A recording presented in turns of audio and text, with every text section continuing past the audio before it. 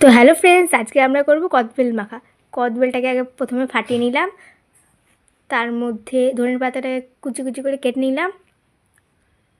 কেটে নেওয়ার পরে এই যে নুন, লঙ্কা, চিনি, লেবু পাতাটাকে মধ্যে ঢেলে দিলাম। দিয়ে সব দেওয়া হয়ে গেলে লাস্টে একটু সর্ষের তেল দেব।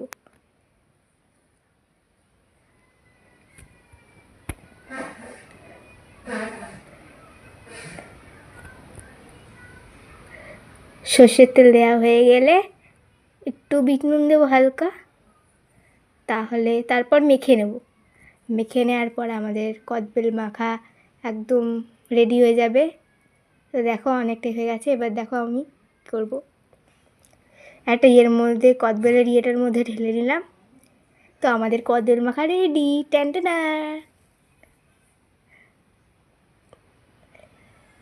আমার তো দেখেই